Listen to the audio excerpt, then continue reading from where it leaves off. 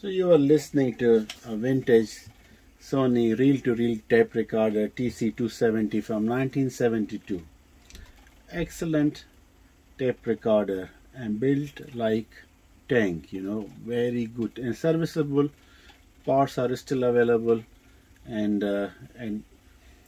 most important thing, many people doesn't know that they have used a very good amplifier in it based on purely silicon transistors. So if somebody only use line in and use the amplifier, which is the class A amplifier, it will generate an excellent sound.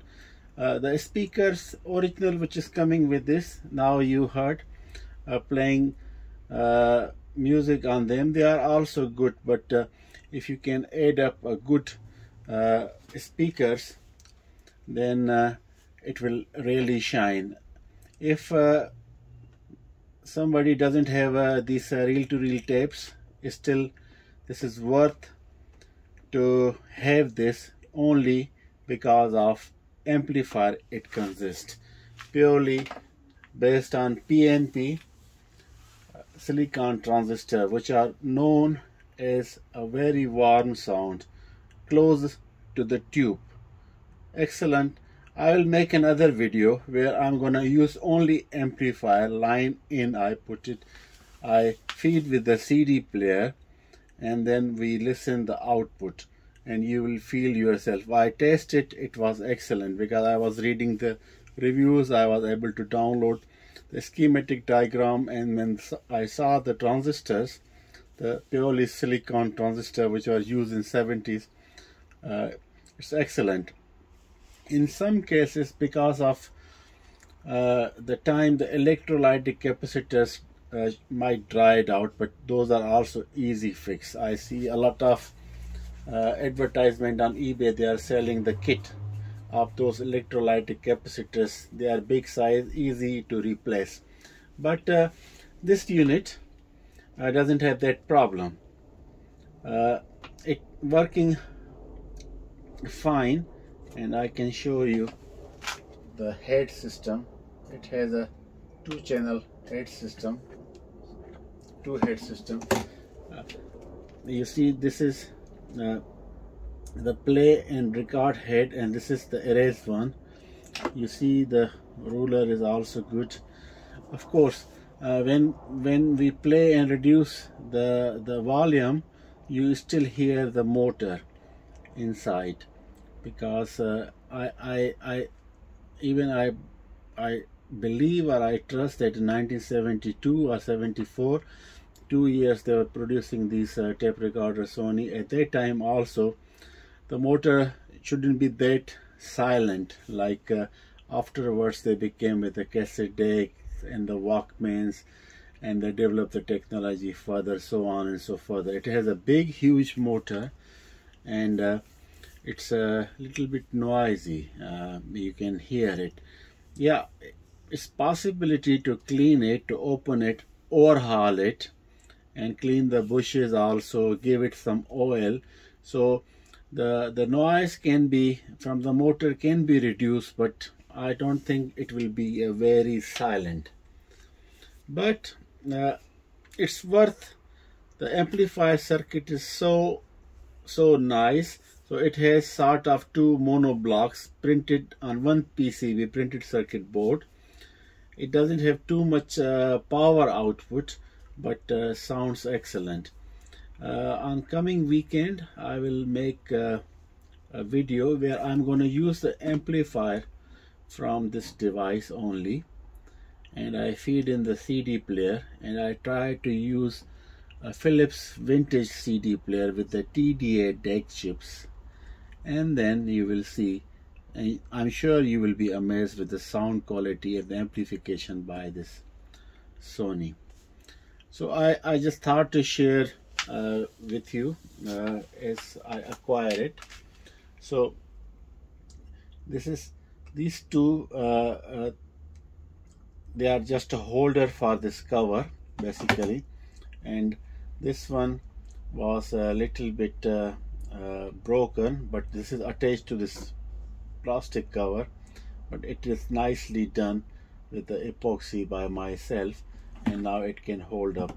Head is in perfect condition.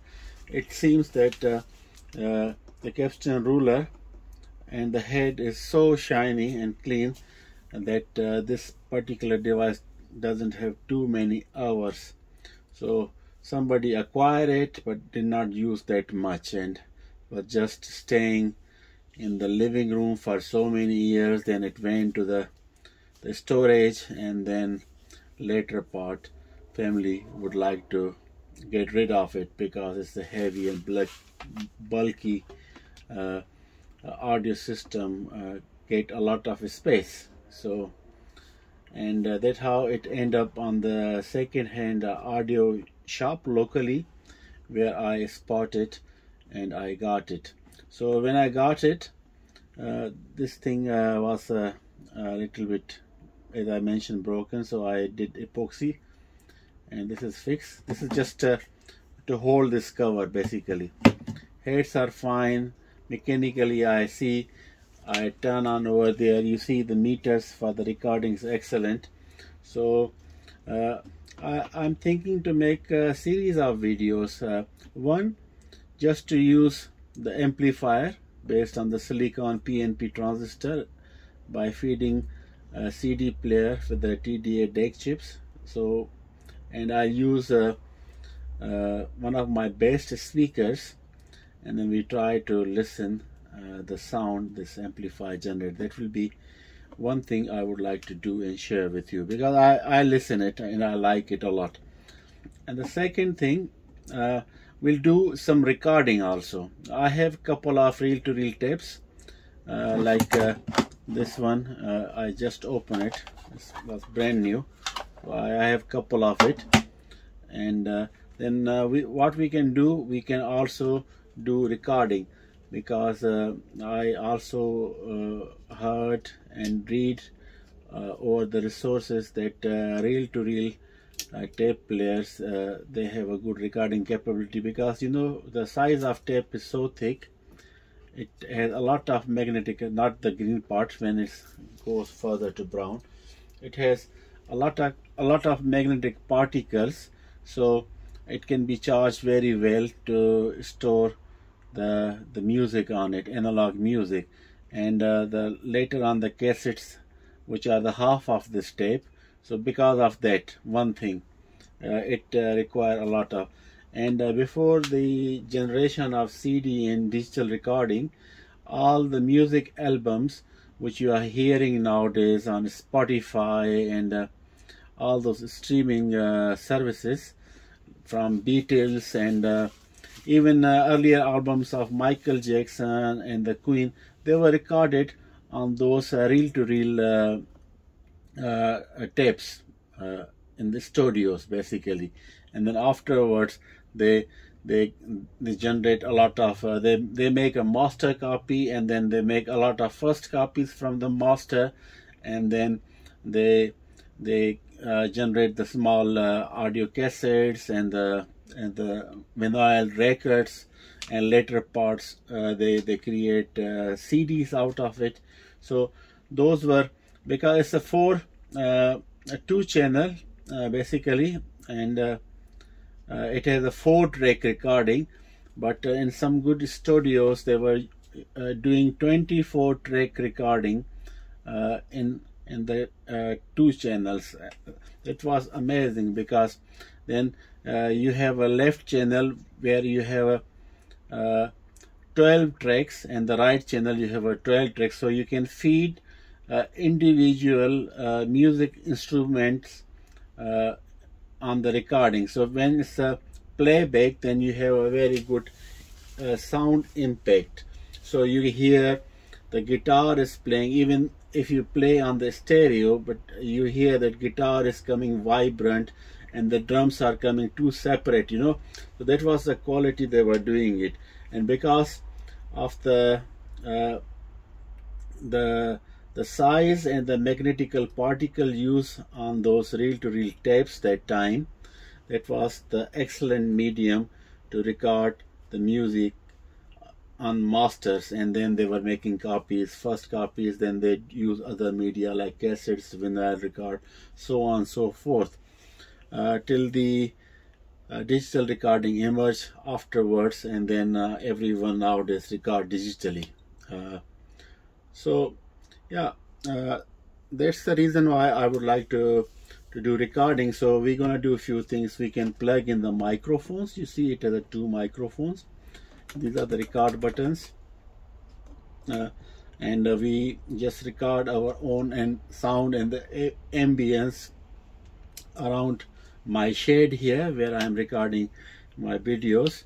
And another thing we're gonna do, we feed again the CD player, and we play the music through CD player, and we put in the line in and we record, and then we play back on the tape, and then we compare. Also we play on CD and we play on the tape, so we see what is the difference. Of course CD will be still sharp and more vibrant and with more detail, but what tape will do, it will give it an analog touch. So what we're gonna do, digital media, we just do reverse engineering in recording, and we record on the analog format, in this case on the steps, and we play back, and we can see difference. And also I'm thinking now, when I'm talking and recording this, maybe at the same time I record on the normal audio cassette on my Nakamichi cassette player, It's a very good two-head system cassette deck also. And I have made one video earlier you might have seen on my channel where I record the cassette. I create the cassette with the copyright free music to use on my channel, and that recording was awesome.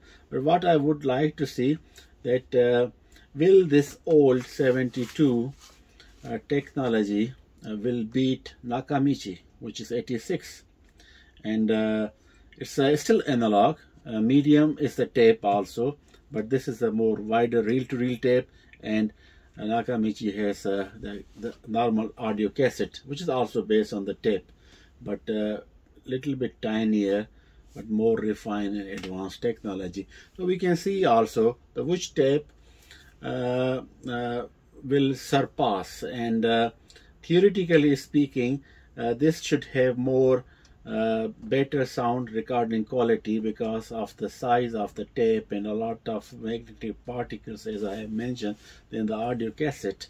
But we see in the reality, in the practicality, maybe Nakamichi will beat this. Maybe the 72 Sony thing beat the Nakamichi audio cassette.